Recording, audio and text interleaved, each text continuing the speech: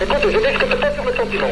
Mais écoute, mais pourquoi? Mais du pognon, mais je te le donne le pognon, mais rends-moi ma gosse, merde.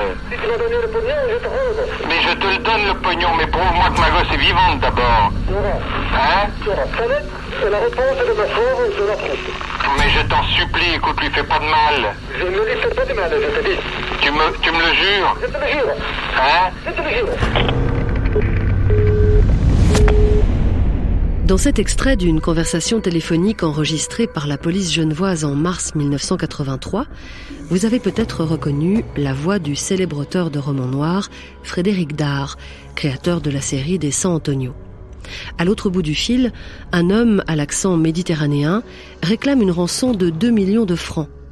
Depuis près de 20 heures, il détient la jeune Joséphine Dard, 12 ans et demi, enlevée au milieu de la nuit dans sa chambre de la demeure familiale de Vendeuvre, une banlieue cossue de Genève.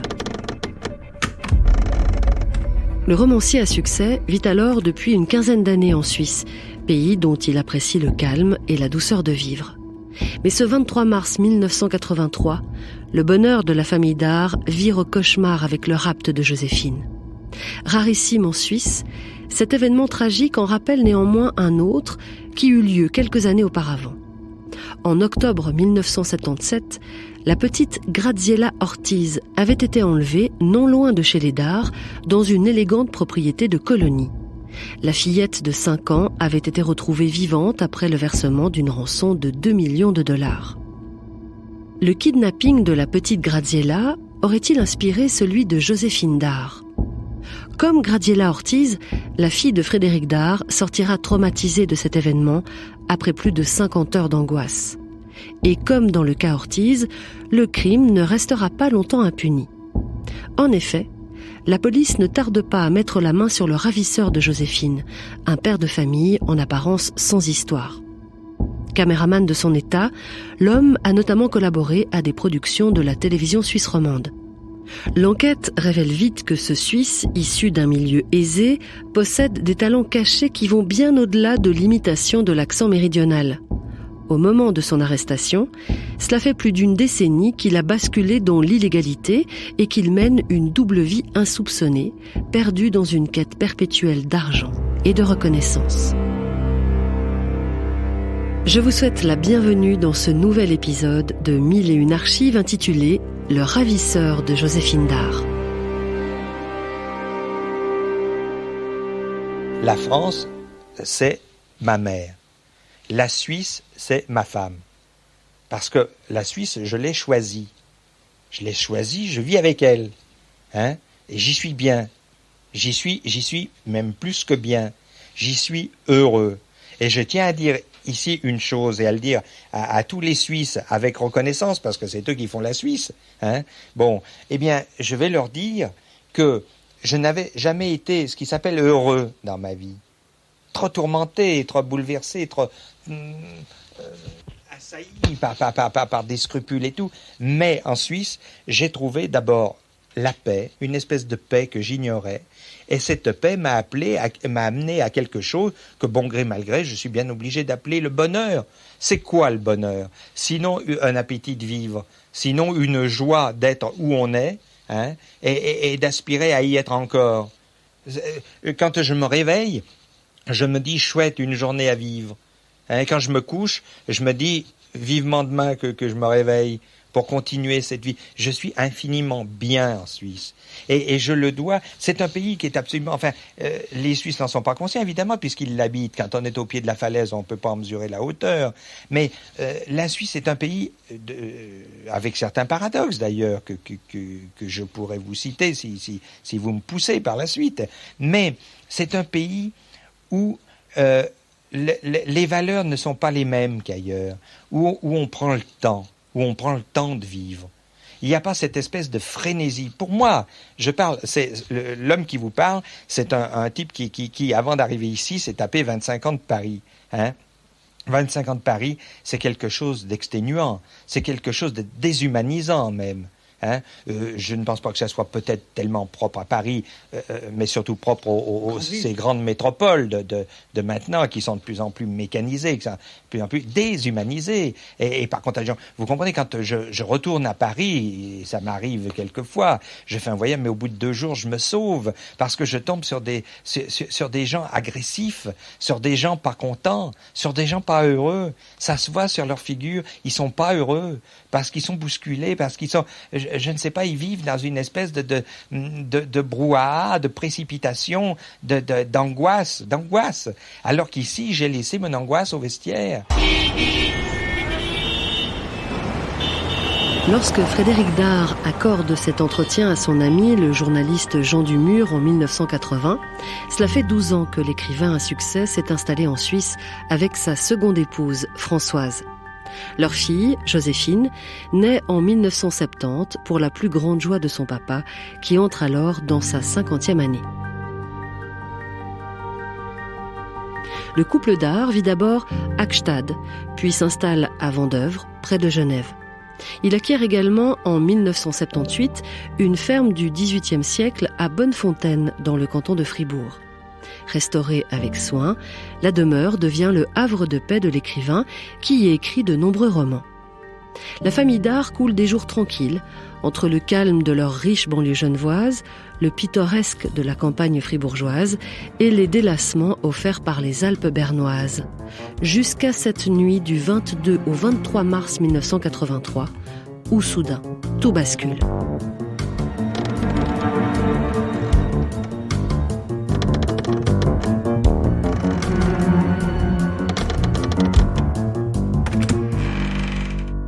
Vers 2h du matin, un homme pénètre dans la chambre de Joséphine, située au premier étage de la demeure familiale de Vendeuvre. Il grimpe sur une échelle, perce le volet, la fenêtre, parvient à activer l'espagnolette et pénètre dans la chambre. Là, dans un lit de princesse couvert de draps de soie, la petite Joséphine dort à poing fermé. Mais une forte lumière la réveille, celle d'une lampe de poche braquée sur elle. Elle pense d'abord qu'il s'agit de son père, qui est venu l'embrasser. Mais l'homme l'empoigne et lui plaque un tampon de ouate imbibé de chloroforme sur le visage. Puis il tente à plusieurs reprises de lui administrer un somnifère à l'aide d'une seringue et lui ordonne de s'habiller. Groggy, la jeune fille s'exécute et l'homme l'emmène sur son dos. Il passe par la fenêtre, redescend de l'échelle, puis embarque dans une des voitures de Frédéric Dard. Les parents, qui dorment dans la chambre voisine, n'ont rien entendu. Ce n'est que vers 7h du matin qu'ils réalisent que leur fille a disparu. Dans la chambre de Joséphine, ils ont une vision d'horreur. Les draps, la chemise de nuit de leur fille, ainsi que les murs, sont souillés de sang. On écoute Frédéric Dard évoquer quelques jours plus tard ce moment d'effroi. Et on s'aperçoit que sa chemise de nuit était au sol, pleine de sang, que son drap était souillé d'une façon abominable qui nous laissait tout craindre. Et alors là, ça a été l'horreur à la seconde. Nous sommes mis à hurler, ma femme et moi, c'est parce qu'on ne peut pas s'exprimer autrement. Quand les bêtes ont mal, elles poussent un hurlement, à ce moment-là, on devient une bête.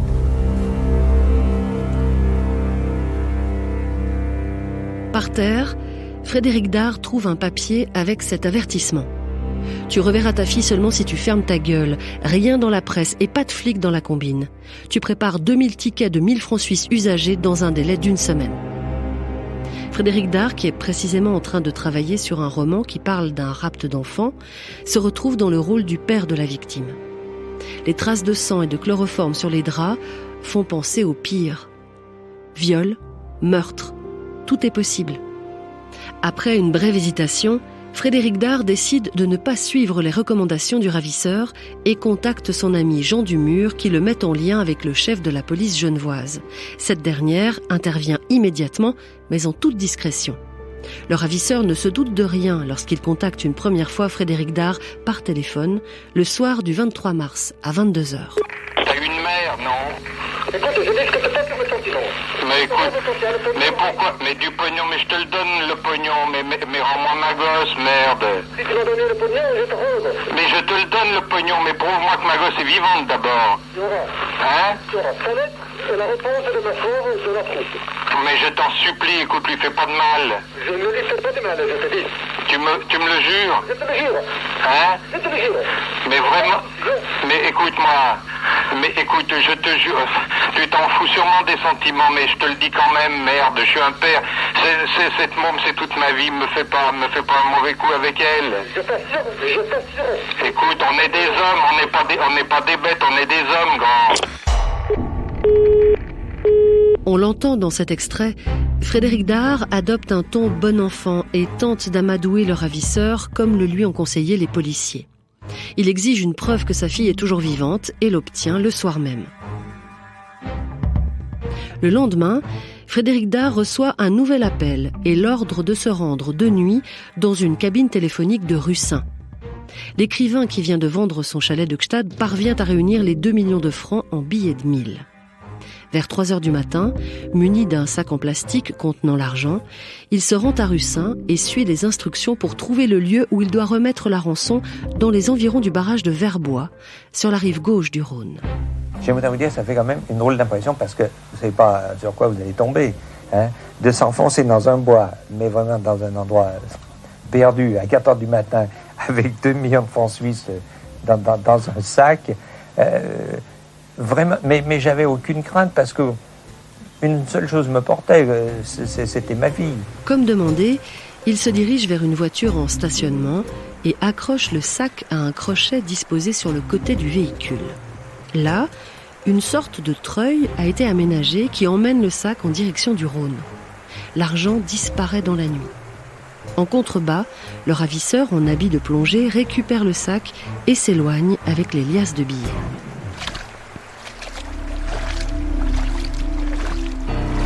Vers 5 heures du matin, Frédéric Dard reçoit un coup de fil du ravisseur qui lui révèle l'endroit où est cachée sa fille. Mais la jeune fille, détenue alors dans une caravane en bordure de la route Aire-la-Ville-Bernay, s'est réveillée de son demi-coma induit par les drogues que l'homme lui a injectées. Elle s'enfuit et regagne Genève en autostop. L'automobiliste, qui pense avoir affaire à une droguée, la dépose dans un café du Grand Lancy d'où elle appelle ses parents.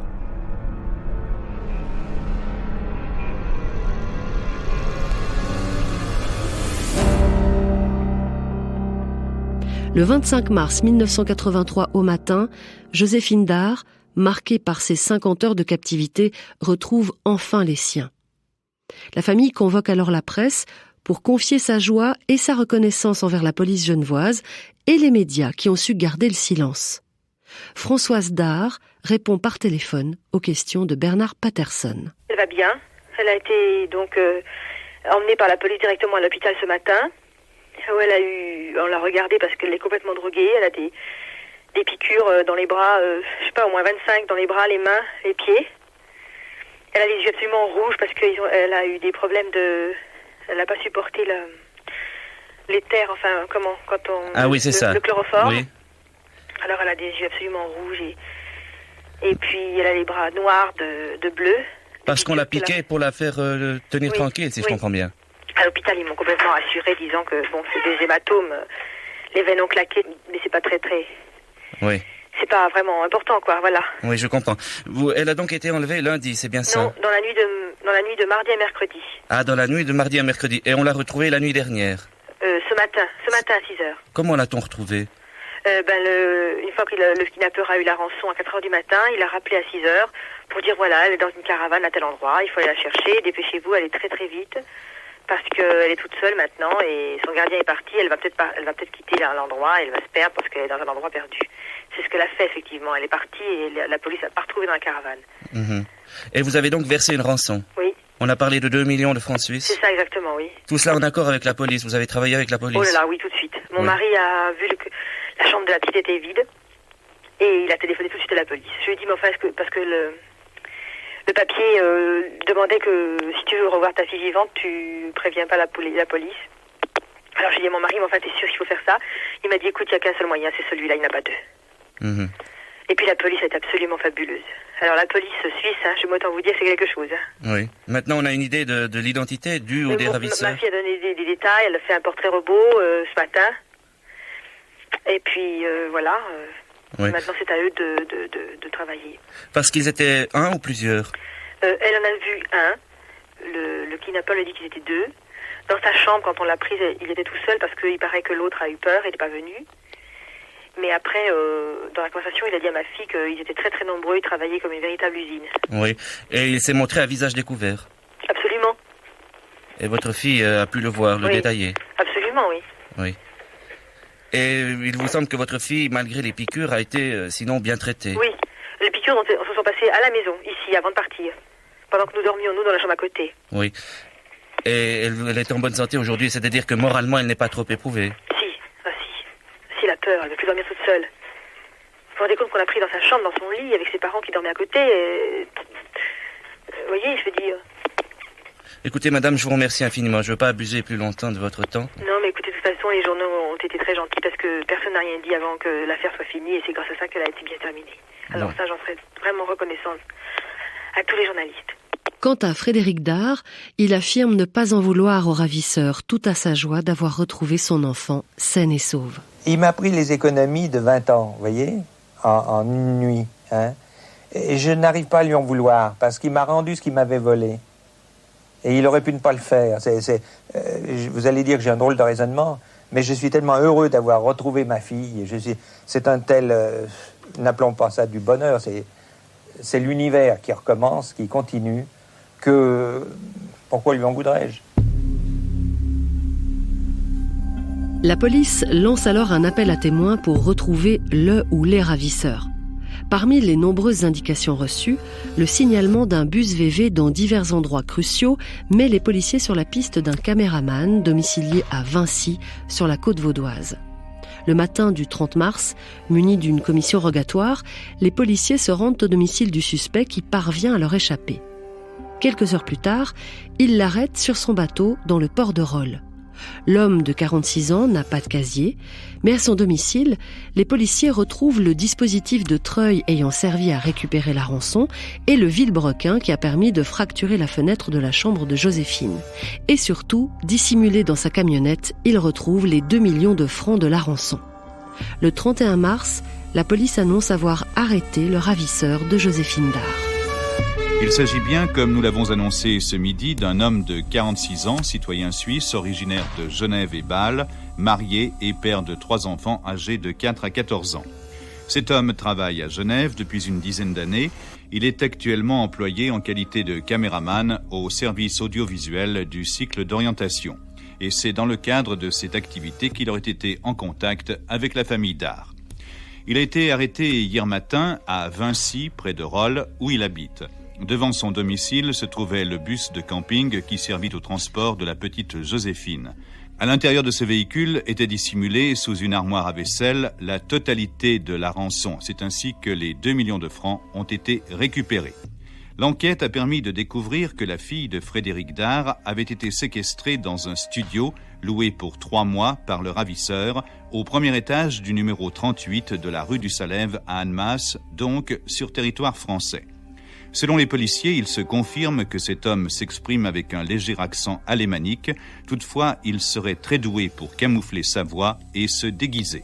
Tout à l'heure, j'ai demandé au juge d'instruction Jean-Pierre Tremblay quels étaient les indices qui avaient orienté la police sur cette piste. Bien à la suite des événements de la semaine dernière, lorsque nous avons retrouvé la jeune Joséphine Dard, nous avons diffusé par voie de presse un certain nombre de renseignements et surtout nous avons demandé à la population de collaborer à cette enquête. À la suite de ces appels, nous avons reçu d'innombrables renseignements que nous avons tous vérifiés scrupuleusement et c'est à la suite de la compilation de ces résultats que nous avons été amenés à nous occuper plus particulièrement de la personne qui a été arrêtée. Cette personne a donc été arrêtée chez elle sur le canton de Vaud. Il a fallu là que vous décidiez d'une commission rogatoire. C'est exact, j'ai décerné une commission rogatoire mardi en fin d'après-midi et l'opération s'est faite avec la police vaudoise dès mercredi matin à l'aube. Le suspect aujourd'hui a avoué sa participation à l'enlèvement, oui. Et quelles sont les suites de cette affaire ? Est-ce que vous continuez l'enquête malgré tout, ou bien est-ce que vous considérez que tout est fini maintenant? Écoutez, nous continuerons l'enquête jusqu'au moment où nous aurons la certitude qu'il n'y a pas d'autres participants à cette affaire. Pour l'instant, nous devons encore vérifier un certain nombre de points et l'enquête n'est pas terminée. Que risque-t-il? Une peine de 1 à 20 ans de réclusion. La suite de l'enquête permet de conclure que le suspect a agi seul. Mais elle révèle également la face cachée de cet homme que nous appellerons Aloïs de Cholet, d'après un pseudonyme qu'il a lui-même utilisé pendant plusieurs années. Dans les dépendances et le grenier de la maison des de Cholet, les policiers découvrent un butin pour le moins surprenant. Bijoux, argenterie, livres précieux, armes anciennes, soupières hollandaises, plats de la Compagnie des Indes, polychrome chinois et même un coq de clocher. Enfoui dans le jardin, on retrouve également un stock de lingots d'argent. Face aux policiers, Aloïs de Cholet avoue alors avoir commis une série de cambriolages dans plusieurs châteaux et maisons de maître du Pays de Vaud. Son premier forfait remonte à 1970 ou 1971. Sa mémoire n'est plus très claire là-dessus. À cette époque, Aloïs de Cholet, déjà père de 2 fillettes, travaille à mi-temps pour une maison de production lausannoise et cherche à compléter son salaire par des mandats de caméraman indépendant. Ses revenus restent toutefois insuffisants pour offrir à sa famille le style de vie auquel il aspire. Issu d'une grande famille genevoise, il grandit à Bâle, entouré de son père, qui est docteur en chimie, de sa mère et de sa sœur. Une enfance choyée, sans le moindre souci matériel, mais ce bonheur est rompu lorsque le père, grand séducteur, décide d'abandonner femme et enfant, les forçant à se serrer la ceinture. Aloïs a alors 14 ans. Marqué par cette rupture affective et ce coup dur financier, l'adolescent sensible et fragile se cherche. Pour combler sa soif d'aventure, il fugue en Grèce avant de revenir au pays. À 18 ans, il est fermement décidé à prendre son avenir en main, à devenir quelqu'un. Maturité en poche, il débute des études de philosophie qu'il interrompt brutalement après s'être fait voler une valise contenant un gros travail à rendre. Après 10 mois de service militaire, il se tourne vers le cinéma et c'est à Paris qu'il part se former et tente de faire carrière. Mais ses ambitions se heurtent à la dureté du milieu parisien où il faut savoir jouer des coudes. En 1965, ses études terminées, c'est auprès de la télévision romande qu'il parvient à décrocher une première commande pour une série de reportages sur le Sahara. Ce pays a un nom, Sahara. Nom que l'on traduit par désert. Ici, l'homme tient la mort pour une compagne d'habitude. Le nomade ne connaît pas le sens du tragique. Après une tentative avortée de carrière à la télévision norvégienne et une nouvelle désillusion parisienne, il s'établit en 1968 avec sa femme et ses 2 petites filles dans une modeste maison mitoyenne à Vincy, sur la côte vaudoise. Il accepte un emploi alimentaire de caméraman à mi-temps pour une maison de production lausannoise. Parallèlement, il tourne des courts-métrages et tente de se faire une place parmi les jeunes réalisateurs suisses. Interrogé pour l'émission Tous les cinémas du monde en septembre 1970, il dévoile son parcours et ses aspirations cinématographiques. Au moment où je me suis décidé de faire une carrière cinématographique, j'ai quitté la Suisse et je suis allé à Paris pour apprendre le cinéma. D'abord, j'ai fait des stages avec dans des longs métrages de fiction, comme avec Albi Coco. Ensuite, j'ai fait l'IDEC et le Vaugirard en 62-64. Vaugirard alors comme opérateur alors. Oui, toujours comme caméraman. Et à la suite, je travaillais comme caméraman indépendant un certain temps à Paris, dans l'école de court-métrage, si on peut dire. Ensuite de ça, j'ai quitté pendant 6 mois la France pour aller en Scandinavie, pour travailler avec le jeune cinéma norvégien. En allant à Paris, est-ce que vous n'avez pas cédé à cette espèce d'attrait d'un truc non, j'en avais marre. Paris, après un certain temps, j'en avais marre. De Paris, oui. Parce que c'était un peu la mafia. Et j'ai profité de l'occasion de quitter Paris, justement, pour aller en Scandinavie. Alors, vous avez trouvé beaucoup plus ce qui correspond à vous? Ça ressemble un peu à la Suisse, si on peut dire, mais beaucoup plus ouvert, déjà par le décor du pays. On a fait des longs métrages pour la télévision, et heureusement, j'ai travaillé avec un certain réalisateur qui s'appelle Egil Kolstø, qui est quelqu'un de très doué et très ouvert à tous nos problèmes actuels. C'est-à-dire problème cinéma, problème Non, jeunesse. d'homme, problème... Non, la jeunesse envers la société. Disons que c'était avant que commençait cette période de hippie. Déjà en Norvège, il y avait cette tendance de liberté par certains groupes de jeunes. Et c'est sur ces sujets-là qu'on a filmé, qu'on a traité. Et c'est ça qui vous intéresse, vous, pour vous exprimer au point de vue cinéma? Oui, c'est dans la même direction, si je puis dire. C'est l'homme envers la société.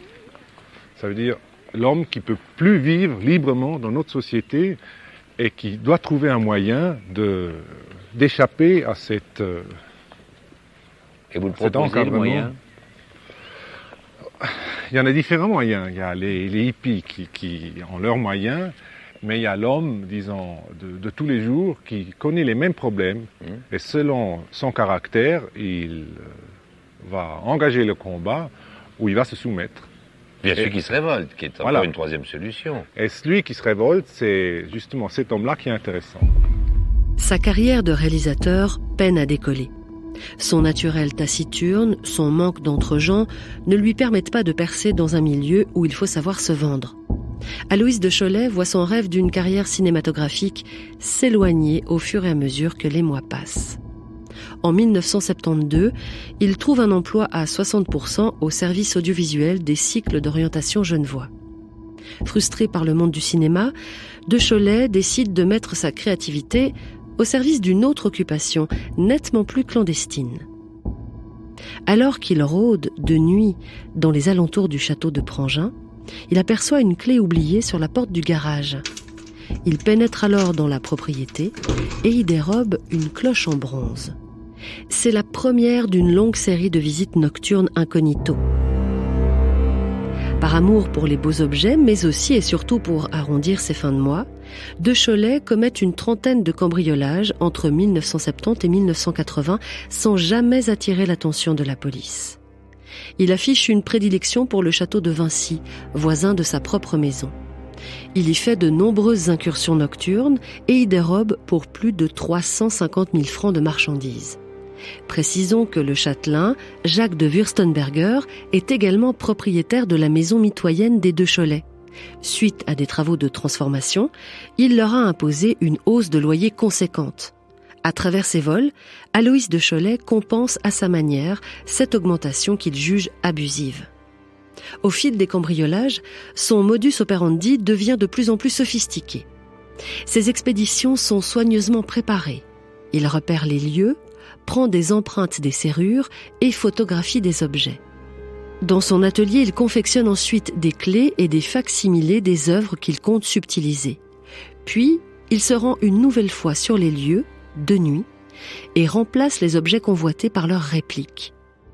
Le point d'orgue de cette série de délits est sans doute le vol, en 1979, d'une vingtaine d'ouvrages de la bibliothèque du château d'Oron, dont les 16 000 volumes anciens font la renommée. Il subtilise en particulier un incunable datant de 1493 qu'avait pu admirer cet autre amateur de beaux livres lors d'une visite filmée en 1959. Au château d'Oron par une humide après-midi de février. Ici, où dans la chaude pénombre luisent doucement les reliures de ces milliers de vieux livres précieux, sous leurs reliures aux ors adoucis, aux parchemins ivoirins et soyeux, aux titres illustres, émouvants ou cocasses. C'est ici le lieu. Magie de ce lieu privilégié, temps et espace s'y confondent, les époques y mêlent leurs merveilles. Telle cette merveille, cette splendeur, les essais de montagne, dans la splendide édition de 1652 d'Henri Estienne, les 1001 nuits et les Géorgiques, dans la si touchante traduction de l'abbé de Lille. Romans édifiants ou romans coquins, aux vignettes pareillement naïves. Les œuvres de M. Cyrano de Bergerac. Tout cela me plonge dans un joyeux ravissement. Cet énorme infolio mystérieux m'arrête. Ouvrage de Cabal, imprimé à Nuremberg en 1493. Des passages de la Bible commentés, y voisinent avec des exégèses kabbalistiques, telle la construction de l'arche de Noé, et ces monstres qui semblent issus d'une toile de Bruegel, tous pareillement représentés en des vignettes admirables de finesse et de minutie.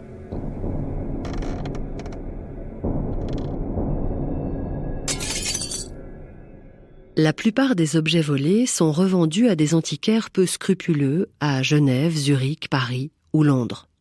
Pour ses activités de recel, l'ingénieux cambrioleur utilise de faux papiers d'identité émis au nom d'Aloïs de Cholet, le pseudonyme que nous avons retenu pour ce récit.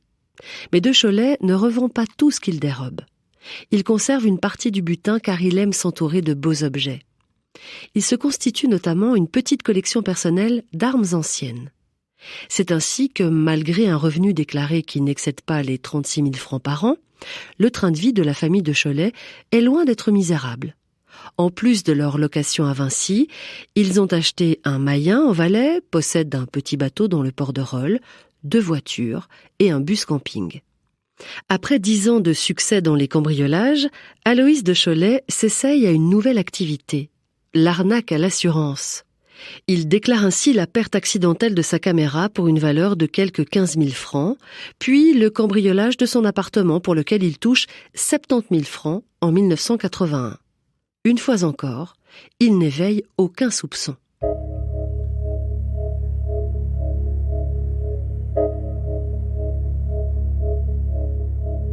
Fort de cette impunité et lassé de passer ses nuits dans son atelier, Aloïs de Cholet envisage alors de monter un grand coup qui les mettrait définitivement à l'abri du besoin, lui et sa famille. Décidé à agir seul, peu enclin à s'engager dans un braquage à main armée, de Cholet décide de commettre un kidnapping. Comme à son habitude, il prépare son crime avec minutie. Prétextant un scénario en préparation, il interroge Georges Ortiz, le père de la petite Graziella enlevée à Genève en 1977, pour connaître les méthodes de la police et repérer les erreurs commises par les ravisseurs. Fort de ces renseignements, il ne lui reste plus qu'à trouver sa victime. Il dresse alors une liste des familles fortunées de la région genevoise, repère les enfants à la sortie des écoles, observe leurs habitudes. C'est finalement un peu par hasard qu'il jette son dévolu sur Joséphine Dard. Lors d'un tournage effectué au domicile des Dard à Vendeuvre, il remarque l'affection que l'écrivain porte à sa fille. Il relève à cette occasion le numéro de téléphone privé de Frédéric Dard. Son choix est fait. Ce sera Joséphine, un enfant à qui il donne 14 ou 15 ans, l'âge de sa propre fille. Il prendra soin de bien la traiter et ne lui fera aucun mal. Se doute-t-il alors du traumatisme profond et durable qu'il va causer à sa victime ? Probablement pas. Mais de son côté, Joséphine, qui a 12 ans au moment des faits, restera hantée par ce drame. Cauchemars, phobies et angoisses la poursuivent encore 27 ans plus tard, lorsqu'elle revient sur ces événements dans un livre et un documentaire consacré à son père en 2010. Aux côtés de son mari de l'époque, le chroniqueur français Guy Carlier, elle évoque cet épisode sur le plateau de « Pardonnez-moi ». Alors, dans votre documentaire, vous rappelez aussi l'épisode cruel qui a été l'enlèvement de Joséphine. C'était le 23 mars 83 exactement.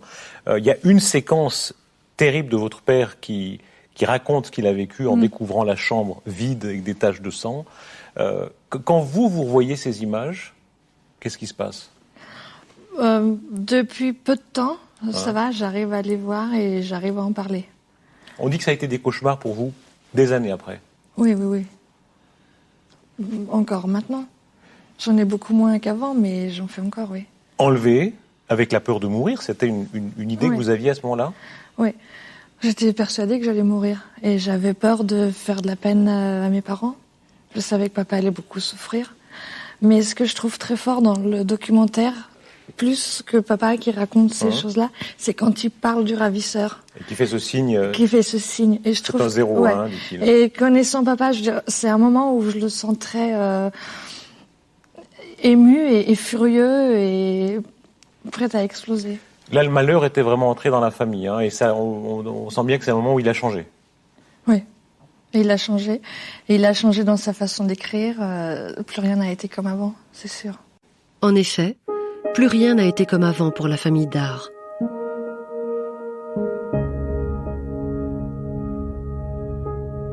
Lors du procès d'Aloïse de Cholet qui se tient à la cour d'assises de Genève du 29 octobre au 8 novembre 1984, Frédéric Dard raconte pendant 2 heures le cauchemar vécu par sa famille.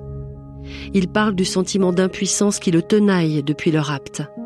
Il évoque l'innocence perdue de sa fille, le regret de n'avoir pas pu la protéger. Et ce bonheur familial irrémédiablement abîmé. Quant à l'accusé, défendu par le jeune avocat Dominique Varluzel, 26 ans à l'époque, il affirme regretter le traumatisme causé à la famille Dard. Il dit avoir rencontré Dieu en prison, avoir pris conscience de ses péchés et cherche la rédemption divine. Il explique sa conduite délictueuse par une forme de dédoublement de personnalité, une soumission à l'appel de voix maléfique.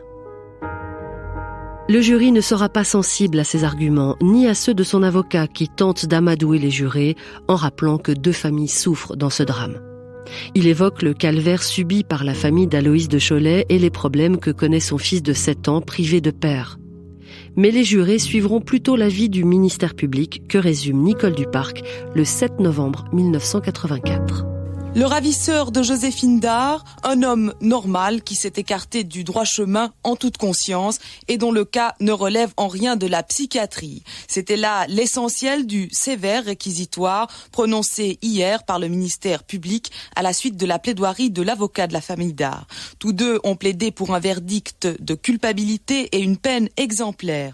L'enfant doit bénéficier d'une protection absolue. Je suis l'avocat de tous les parents lésés, déclara le substitut du procureur. Se penchant ensuite sur les 10 ans de cambriolage nocturne dont s'est rendu coupable l'accusé avant le rapt de Joséphine, 10 ans de cambriolage qui feront d'un apprenti prudent un professionnel talentueux, le ministère public n'a retenu qu'un seul mobile pour expliquer ces délits de plus en plus graves, la cupidité et l'esprit de vengeance.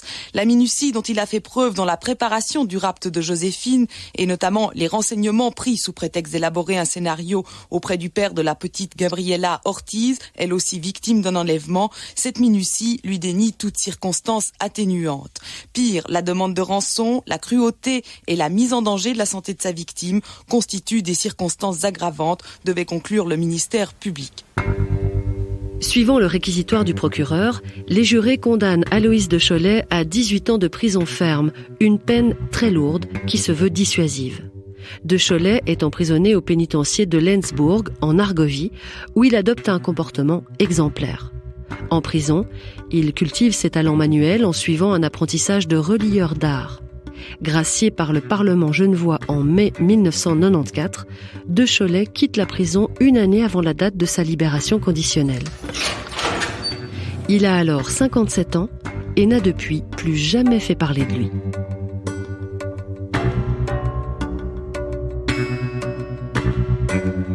Ainsi s'achève cet épisode de 1001 Archives, un podcast proposé par les archives de la RTS, écrit par Aurélie Roulet, réalisé par Rodolphe Beauchot, avec la voix de Sophie Richard. Retrouvez l'intégralité des archives que vous avez pu entendre au cours de ce récit sur le site rts.ch/archives.